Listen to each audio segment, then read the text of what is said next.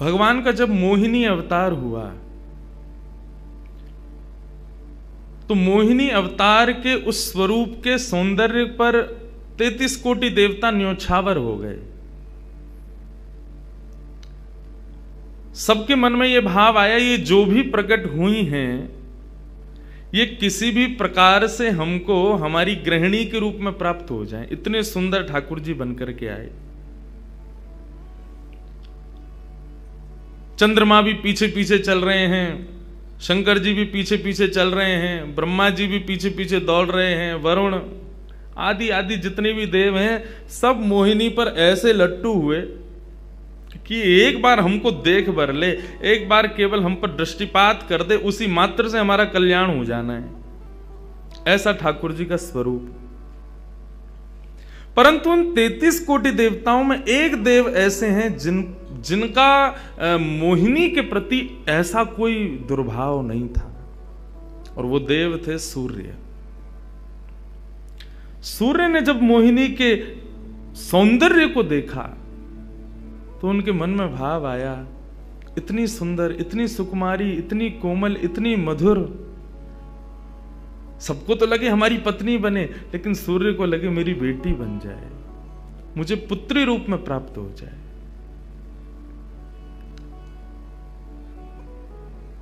जब सूर्य के हृदय में यह भावना उत्पन्न हुई तो मोहिनी ने कटाक्ष नेत्रों से सूर्य की ओर देखा, बाकी किसी को देख ही नहीं रही हैं, और देख करके केवल ठाकुर जी ने उनको इशारा किया, बोले तो आपकी ऐसी इच्छा है? सूर्य बोले जी भगवान, मेरी बहुत अभिलाषा है कि आप पुत्री रूप में मेरे यहां पधारो। ठाकुर जी बोले इतना साधारण नहीं है हमको प्राप्त करना, पुत्र रूप में प्राप्त करना फिर भी साधारण होगा, लेकिन पुत्री भाव में ये तो असाधारण है, इसके लिए आपको तप करना पड़ेगा। सूर्य बोले मैं आज से ही तप करूंगा, लेकिन आप वचन दो मेरे यहां पधारोगे और इसी रूप में पधारोगे। मोहिनी ने कहा यदि मैं तुम्हारे भजन से प्रसन्न हुई, यदि तुम्हारी भक्ति में, तुम्हारे प्रेम में प्रबलता हुई, मोहिनी 33 कोटि देवताओं को मोहित करती है, लेकिन तुम्हारे भजन के प्रभाव से मैं जब तुम्हारे यहां अवतरित होंगी तो मोहिनी को भी मोहित करने वाला रूप धारण करके आऊंगी। मोहिनी जिसने तीनों लोकों को अपने रूप पर न्योछावर कर दिया, वो मोहिनी भी जिस रूप को देख करके मोहित हो जाए, वो रूप आएगा आपके यहां पर। वही सूर्य वृषभानु जी के रूप में प्रकट हुए हैं, और जब वृषभानु जी के रूप में प्रकट हुए, उससे पहले एक राजा के रूप में भी आए थे, तब भी इन्होंने तपस्या की थी, लेकिन ठाकुर जी नहीं पधारे। जब वृषभानु के रूप में प्रकट हुए तो इन्होंने ठाकुर जी का यजन करना बंद कर दिया, ब्रह्मा जी का यजन प्रारंभ किया, ब्रह्मा जी से प्रार्थना की। ब्रह्मा जी प्रकट हुए, बोले क्या वरदान चाहिए? बोले वरदान आपसे नहीं चाहिए, वरदान हमको किसी ने कहा था कि वे हमारे यहाँ पुत्री रूप धारण करके आएंगे, मुझे लग रहा वो कहीं भूल नहीं गए हो, इसलिए ब्रह्मा जी आप बहुत करीब हो ठाकुर जी के, आप उनको जाकर के संकेत करो कि कोई आश में बैठा उनकी में। जब से मोहिनी स्वरूप देखा तब से हम पागल हुए फिर रहे हैं, 33 कोटि देवताओं के मन में यही आता है कब प्रकट होंगी दोबारा। कृपा करो, आप प्रार्थना करो कि वो पधारें। ब्रह्मा जी बोले आपके भजन में इतनी सामर्थ्य है कि ठाकुर जी मना नहीं कर सकते। बोले तो फिर मुझे विश्वास के लिए कुछ तो कह करके जाओ। ब्रह्मा जी बोले मेरी जिम्मेवारी बन जाए, इसलिए चलो इस पर्वत के रूप में मैं विराज चाहता हूं। और बरसाना पर्वत के रूप में श्री ब्रह्मा जी विराज गए। ठाकुर जी आएंगे, मैं जिम्मेवारी लेता हूं, इसलिए मैं ही पर्वत बन के बैठा हूं। ब्रह्मा जी ने जाकर के प्रार्थना की। ठाकुर जी बोले मैं तो सच में ही भूल गया था कि मुझे जाना है। बोले भगवान वो बहुत प्रतीक्षा कर रहे हैं आपकी। वृषभानु जी का भजन कैसा बताया। वृषभानु जी की एक ही इच्छा है कि मेरे पास जो पुत्री रूप ठाकुर जी का आवे, ठाकुर जी मोहिनी बनकर के आए तो 33 कोटि देवताओं के हृदय में ठाकुर जी के प्रति वात्सल्य भाव प्रकट नहीं हुआ, प्रेम भाव प्रकट नहीं हुआ, कुछ और ही भाव था उन देवताओं का। वृषभानु जी कह रहे हैं कि मैं ऐसी पुत्री पाना चाहता हूं जिसको देख करके काम नष्ट हो जाए, काम का भी मर्दन हो जाए, सामने वाले के हृदय में एक दिव्य प्रेम प्रकट हो, निष्काम प्रेम, अनकंडीशनल लव किसे कहते हैं, इसका प्रसाद पूरी दुनिया को देने वाली ऐसी पुत्री मेरे घर पधारे। स्वार्थ सिद्ध प्रेम सब करना जानते हैं, लेकिन निस्वार्थ प्रेम किसे कहते हैं, वो ठाकुर जी का वो शक्ति स्वरूप ही सबको बता सकता है। ब्रह्मा जी की प्रार्थना हुई ठाकुर जी से। ठाकुर जी अपने वैकुंठ में विचरण कर रहे हैं, विचार कर रहे हैं कैसे करूं, नंद यशोदा के यहां भी जाना है, देवकी वसुदेव के यहां भी पुत्र बनना है, पहले से ही 4 मम्मी पापा हैं हमारे, अब ये 2 मम्मी पापा और कैसे बनाऊं, 6 माता पिता। तब ठाकुर जी विचरण कर रहे थे, तभी एक खंभ में मणि, उस मणि में ठाकुर जी ने अपना प्रतिबिंब देखा। ठाकुर जी अपना प्रतिबिंब नहीं देखते, क्यों? बहुत कम देखते हैं। जब श्रृंगार आरती होती लाल जी की तभी इनको प्रतिबिंब दिखाते हैं, और उस प्रतिबिंब में भी इतने इतराते हैं महाराज, उसमें भी स्वयं को देख करके खुश हो जाते हैं, वाह मैं कितना प्यारा लग रहा हूं। अपना प्रतिबिंब ठाकुर जी इसलिए नहीं देखते क्योंकि स्वयं ठाकुर जी मोहित हो जाते हैं खुद ही पर। जैसे ही ठाकुर जी ने स्वयं का प्रतिबिंब देखा, प्रतिबिंब देख के आगे बढ़े, लेकिन ठाकुर जी मन में विचार करने लगे, मुझे सबके स्वभाव प्रिय हैं, लेकिन अपना यदि देखूं तो अपना प्रतिबिंब बहुत प्रिय है। जब स्वयं को देखता हूं प्रतिबिंब में तो ऐसा लगता है कि मानो जो सबको मोहित कर रहा है वो स्वयं को जब देखे तो खुद भी मोहित हो रहा है, क्योंकि प्रतिबिंब कभी झूठ नहीं बोलता। प्रतिबिंब का ये स्वभाव है, आप जैसे हो वैसा आपको दिखाता है। ठाकुर जी ने जब प्रतिबिंब देखा, अपने उस प्रतिबिंब स्वरूप को ठाकुर जी ने स्थिर कर दिया, और स्थिर करके अब तो ठाकुर जी लाए महाराज लक्ष्मी जी की पूरी पेटिका लेकर के आए श्रृंगार की, और अपने प्रतिबिंब स्वरूप को ही उन्होंने श्रृंगार करना प्रारंभ किया। किशोरी जी के श्रृंगार का इतना भाव बताते हैं, किशोरी जी की नथ बेसर ऐसी, किशोरी जी के कान के कुंडल ऐसे, किशोरी जी के पांव की महावर ऐसी, क्यों ना हो, क्योंकि श्याम सुंदर ने श्रृंगार किया है। किशोरी जी का जो स्वरूप है वो ठाकुर जी ने उसका श्रृंगार किया है। नारायण बैठे महाराज सिंहासन लगा करके अपने प्रतिबिंब का ही श्रृंगार कर रहे हैं। मोर पीछ हटाया, मुकुट उतार के दूर रखा, घुंघराले केशों को खोल दिया, नेत्रों में सुंदर सुंदर छोटा छोटा काजल लगाया, माथे पर एक सुंदर बिंदिया लगाई है, होठों पर निर्मल लालिमा लगाई है, गले में हार पहनाया, सर्वांगीण श्रृंगार किया, और लक्ष्मी जी की चुनरी ला करके जैसे शीश पर से चढ़ा करके ठाकुर जी ने थोड़ा सा जो श्याम रंग है उसको जैसे ही गौरवर्ण किया, वैकुंठ के उस प्रतिबिंब में से मानो जैसे सूर्य चंद्र का एकाकार रूप प्रकट हो गया हो, इतना तेज पुंज प्रकट हो गया कि ठाकुर जी भी अपने नेत्रों को छुपाने लगे। थोड़ी देर नेत्रों को बंद करने के बाद जब बड़ी धीरे से ठाकुर जी ने जब अपने प्रतिबिंब की ओर देखा तो किशोरी जी का दिव्य स्वरूप वहां प्रकट हो गया। ठाकुर जी ने दंडवत किया, पहले प्रणाम, हे श्याम सुंदर, आपने ही मेरो निर्माण कियो है, आपने ही मुझ को प्रकट कियो है। क्या भाव है?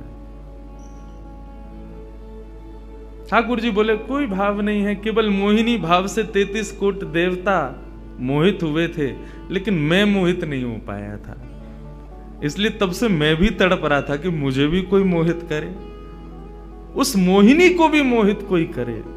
वो स्वरूप आज प्रकट हुआ है। धर्म की स्थापना हुई, ज्ञान की स्थापना हुई, भक्ति की स्थापना हुई, वैराग्य की स्थापना हुई, लेकिन अंततो गत्वा संसार का सार जो प्रेम है उसकी स्थापना नहीं हुई है। उसके लिए आपका अवतार धारण करना अति आवश्यक है। आप मेरी शक्ति हैं, आप मेरी आत्मा हैं। पूरा विश्व और पूरे विश्व की दिव्य चेतना किसकी प्राप्ति के लिए दौड़ रही है? कि आत्मा एक दिन परमात्मा में मिल जाएगी, लेकिन उस परमात्मा में आत्मा जो विद्यमान है वही तो किशोरी जी हैं। उस आत्मा की परमात्मा की जो आत्मा है वही तो श्री राधा जी हैं। लोग उनके रूप को नहीं समझ पाते। आजकल के यंगस्टर्स, आजकल के युवा उनको बहुत विचित्र रूप में दर्शन करते हैं कि कृष्ण राधा कौन है, बोले कि they are just like some love words. ऐसा नहीं है। आप उनको सीमित उस अवस्था में, और माफ कीजिएगा यदि किसी प्रवचनकर्ता की कथा सुनने के बाद भी आप उनको वहीं तक सीमित मान रहे हो ना, दोष आपको नहीं, प्रवचन करने वाले को लगेगा कि तुम किशोरी जी के इसी रूप को स्थापित कर पाए। इसीलिए कथाओं में ज्यादा किशोरी जी का प्रसंग ना हम कहते हैं ना उसका स्पर्श करते हैं। स्पर्श करने पहले से भी 100 बार सोचते हैं। यहां आने से पहले भी मुझे कई आचार्यों ने संपर्क किया कि वहां आप किस विषय को लेकर के जाएंगे, आप गर्ग संहिता पर कहेंगे या किशोरी जी के किस भाव को वहां पर प्रस्तुत करने वाले हैं। मैंने कहा देखो, हम बस बोलेंगे जो निकल जाए मुंह से, जिसका जो भाव ठाकुर जी स्वीकार कर लें बस, लेकिन भाव ये रखेंगे ठाकुर जी विराज गए हैं कि कोई अनधिकारी इस भाव को सुनकर के अपने मन में कोई दुर्भाव ना प्रकट करे। ब्रजवासी बहुत डरते हैं किशोरी जी के भाव को कहने में, क्योंकि जब सामने वाले से प्रत्युत्तर के रूप में कुछ विलग ही सुनने को मिलता है तो बहुत कष्ट होता है हृदय को कि तुमने किशोरी जी को क्या समझा, वो क्या है और तुमने उनके किस रूप को जाना। वो ठाकुर जी का ही प्रतिबिंब स्वरूप है, ठाकुर जी का ही आत्मा स्वरूप है। और एक बात कहूं, प्रतिबिंब से और आत्मा से प्रेम किया जा सकता है, ब्याह नहीं किया जा सकता, क्योंकि प्रतिबिंब और आत्मा ये दोनों हमसे अलग नहीं है। ब्याह के लिए एक अलग व्यक्ति चाहिए, एक हमसे कोई अलग हो, हमसे कोई जुदा हो, 2 लोग चाहिए तब ब्याह संपन्न होता है। लेकिन कृष्ण और राधा, इन दोनों में भेद है ही नहीं। किशोरी जी और ठाकुर जी में कभी भी कदापि कोई भेद नहीं है। बल्कि लीलाएं अभी सुनेंगे हम लोग, कभी कभी ठाकुर जी जब किशोरी जी का रूप धारण करते हैं तो किशोरी जी से ज्यादा गोपियों को सुख देते हैं।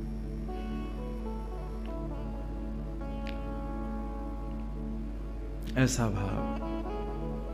किशोरी जी से प्रार्थना की ठाकुर जी ने कि आप पधारो और प्रेम की स्थापना के लिए आप भूमंडल पर सूर्य के ही अवतार वृषभानु जी के यहां पर आप अवतरित हो। तब किशोरी जी ठाकुर जी की बात मान करके और वृषभानु और कीर्ति के यहां पर अवतरित होती हैं। किशोरी जी का जब अवतार हुआ, जब अवतरण हुआ, कब हुआ? सुबह के 4:40 पर।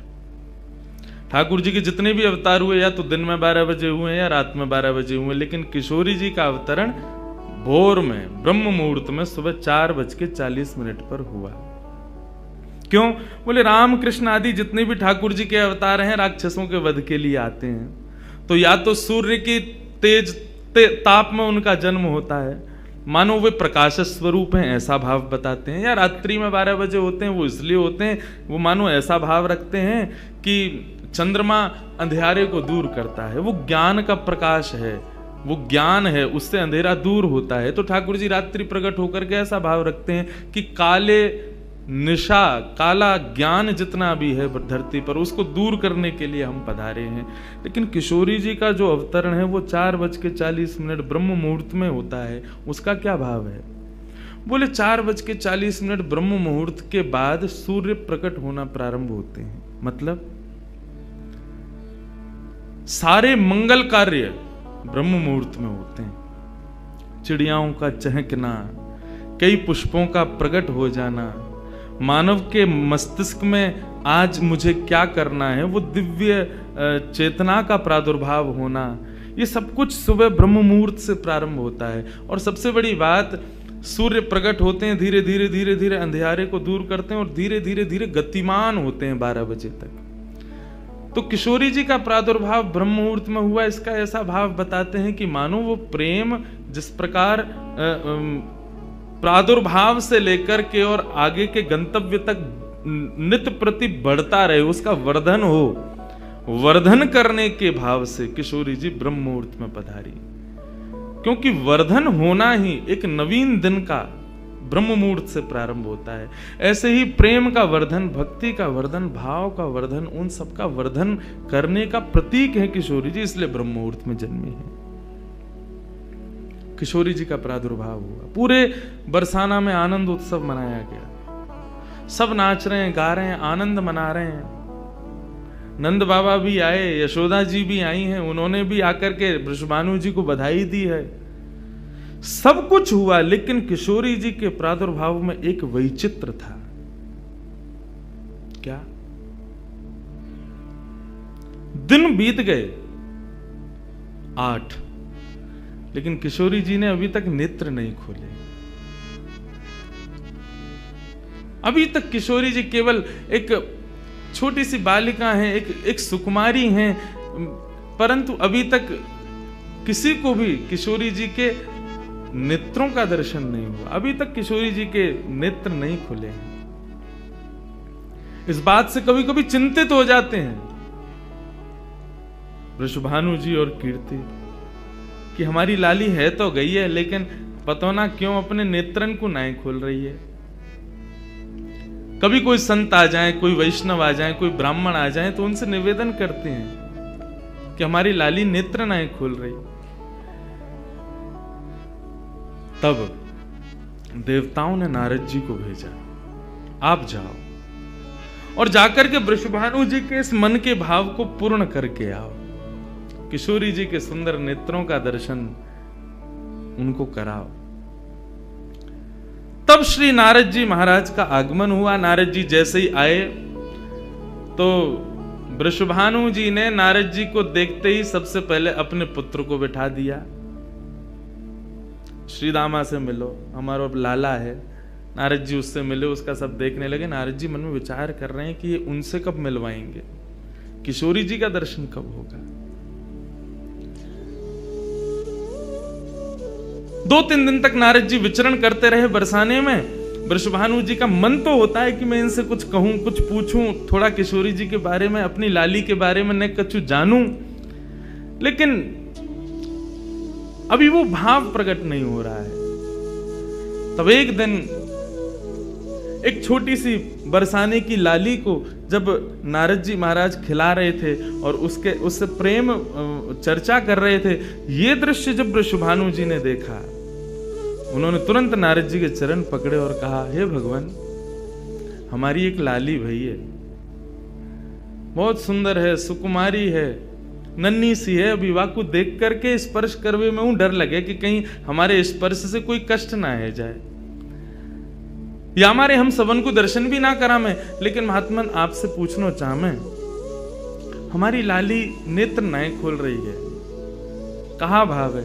नारद जी तो तुरंत बोले, अरे तो तुमने इतने दिन से क्यों नहीं बताया? वो तो पहले से ही बैठे थे तैयार कि ये जल्दी बोले तो मैं जाऊं, जाकर के दर्शन करूं। बोले संकोच है रहे हो? बोले संकोच मत करो, अभी लेके चलो। कहां है तुम्हारी लाली, मुंह को बताओ। नारद जी महाराज जा रहे हैं वृषभानु भवन में। एक बेड़ी पार की, दूसरी बेड़ी पार की, तीसरी बेड़ी पार की। जैसे ही भीतर पहुंचे हैं, सुंदर सुगंधी भीतर से प्रकट हो रही है। सामने स्वर्ण जटित एक पालना है, और जैसे उस पालने में जाकर के नारद जी ने दर्शन किया, कमल कली को वृषभानु की लली को रंग, कैसा रंग है? बोले जैसे कमल की कली हो मैं ना, ऐसी श्री वृषभानु नंदिनी है। नारद जी ने जैसे ही उनको दर्शन किए हुए आनंदित है गए, आनंदित है करके प्रणाम करने लगे। वृषभानु जी बोले, हमारी लाली नेत्र नाए खोल रही है, आप कृपा करो ना। नारद जी बोले, एक मंत्र पढ़ना पड़ेगा, कुछ करना पड़ेगा, तंत्र मंत्र करना पड़ेगा, तब आपकी लाली बोलेगी। वृषभानु जी बोले, देख लो, संभल के करियो, हमारी लाली बहुत कोमल है, वो ना स्पर्श नहीं करेंगे, दूर बैठ के करेंगे। वृषभानु जी बोले, तो करो। बोले आपको पहले बाहर जानो पड़े, वो एकांत में करेंगे। कीर्ति वृषभानु जी को देखें, बोले लाली को अकेला तो ना छोड़ेंगे? बोले नहीं बाबा, विश्वास पात्र हम कर सके। वृषभानु जी और कीर्ति दोनों जैसे ही बाहर पधारे, नारद जी ने गेट बंद कियो, तुरंत चरणन में प्रणाम कियो और प्रणाम करके सीधे सन्मुख बैठे हैं। हे कृष्ण मनोहारिणी जय वृंदावन प्रिया, जय भ्रू मंगल ललिता, जय वेणु रवाकुल, जय कृष्ण मनोहारिणी जय वृंदावन प्रिया, जय भ्रू मंगल ललिता, जय वेणु रवाकुल। जैसे ही नारद जी के मुख से ये शब्द प्रकट हुआ, जय कृष्ण मनोहारिणी, ये कृष्ण मनोहारिणी शब्द जैसे ही नन्ही सी श्री किशोरी जी के कान में कृष्ण शब्द गयो, कृष्ण शब्द जाते ही नन्ही सी किशोरी जी के नेत्र अपने आप धीरे धीरे धीरे धीरे खुलन लगे, मुख पर एक प्रसन्नता सी प्रकट हो गई। नन्ही सी किशोरी अभी करवट लेनो भी नहीं जाने, लेकिन जैसे ही बार बार ये श्लोक का गान नारद जी के द्वारा हो रहा है, जय कृष्ण मनोहारिणी जय वृंदावन प्रिय, इसको सुनकर के किशोरी जी जो अभी करवट लेनो भी ना जाने, वो अपने पालना को पकड़ करके अपने पालना से उछक करके वहीं से झांक करके श्री नारद जी को देख रही हैं। और नारद जी ने जैसे किशोरी जी के रूप को देखो है, सुंदर मृगनयनी किशोरी जी आज नारद जी को देख रही हैं। मुख में भी दांत ना है, बिना दांतन के किशोरी जी के मुखमंडल की प्रसन्नता देख करके नारद जी आनंद विभोर हो गए। नारद जी बोले, आपको ये कीर्तन भायो, आपको ये कीर्तन प्रिय लगो? किशोरी जी के मुख से केवल किलकारी निकल रही है। नारद जी ने उठाई अपनी वीणा करताल और जय कृष्ण मनोहारिणी जय वृंदावन प्रिय, और इसी का कीर्तन करते हुए वहां नाचने लगे, नृत्य करने लगे, चारों ओर घूम रहे हैं। बीच में पालने में श्री किशोरी जी बैठ करके और करताल बजा रही हैं और करताल बजा करके आनंदित हो रही हैं। वृषभानु जी बाहर खड़े, बोले कि भीतर तो कीर्तन चल रहा है, करताल की आवाज आ रही है, वीणा बज रही है। तभी उनने कान लगा करके सुनो तो नारद जी गा रहे, जय कृष्ण मनोहारिणी जय वृंदावन प्रिय, जय भ्रू मंगल ललिता, जय वेणु रवाकुल। वृषभानु जी ने ये स्वर सुन लिया, लेकिन जैसे ही थोड़े से गए हैं और खिड़की में जाकर के भीतर झांक करके देखा, अद्भुत दृश्य। नन्ही सी किशोरी, ज्यादा से ज्यादा 8 दिन की होंगी, 10 दिन की होंगी, अपने पालना में पहुंच करके स्वयं को झुला रही हैं, करताल बजा रही हैं। चारों तरफ नारद जी वीणा बजा करके, करताल बजा करके आनंद से किशोरी जी को मुखोल्लास कर रहे हैं। ये दृश्य देख करके श्री वृषभानु जी को एक बार तो मूर्छा आ गई, मैं वास्तव में 8 दिन की बालिका को देख रहा हूं। उन्होंने कीर्ति को कुछ नहीं बताया। नारद जी महाराज ने प्रणाम किया। तब किशोरी जी की सहचरियां प्रकट हुई और कहा कि हे नारद, आपने हमारी किशोरी जी को बहुत सुख प्रदान किया है। जब कभी भी आपको ऐसा दर्शन करना हो तो हम आपको कुछ स्थान बता रहे हैं। गोवर्धन, श्री यमुना पुलिन और ब्रज कुंज, इन 3 स्थानों पर आप जब कभी भी हमारी किशोरी को स्मरण करके यही कीर्तन को गान करोगे, किशोरी जी को यही स्वरूप आपको दिखेगा। ये हमारा वरदान है आपको, क्योंकि आपने, किशोरी जी कृपामयी तो हैं। लाल जी 10 बार विचार करेंगे कृपा करवे में, किशोरी जी विचार थोड़ी करें, वो तो तुरंत करुणा करें। नारद जी जाओ, जब कभी भी लाडली को दर्शन करना हो यही भाव से कर लियो। नारद जी महाराज के नेत्र सजल है गए, किशोरी जी के चरणन में बारंबार प्रणाम कियो और प्रणतिपात करते हुए वहां से प्रस्थान कर गए। किशोरी जी फिर से नेत्र बंद करके अपने पालना में पड़ गई। कीर्ति जी बोली, बाबा आयो, टोना टोटका करके गयो, तब वो हमारी लाली के नेत्र तो खुले नहीं। कीर्ति जी गोद में लेकर के सुला रही है, नेक नेक थोड़ी सी संकुचित है करके रुदन करना प्रारंभ कियो। सो इतने में वृषभानु जी आए और वृषभानु जी बोले, नेक दियो लाली को, और किशोरी जी को गोद में लेकर के वृषभानु जी बोले, हे कृष्ण मनोहारिणी। जैसे ही बोले तुरंत किशोरी जी के नेत्र फिर से खुल गए, फिर से अपनी किलकारी भर करके कीर्तन में करताल बजाने लगी, आनंद विभोर हो गई। अब तो जैसे ही ये भाव देखो वृषभानु जी ने कीर्ति को सुनायो, कीर्ति भी वही गा रही है, पूरा बरसानो आकर के श्री कृष्ण कीर्तन करने लगो, और बीच में मध्य में बैठ करके किशोरी जी अपनी करताल बजा रही हैं, किलकिल करके हंस रही हैं, इतनी आनंद विभोर रह रही हैं। तब सबन को ये भेद पतो चलो, कहा कि ये श्री कृष्ण की आत्मा है, ये उनसे विलग नहीं है, वे ही या को सर्वस्व है।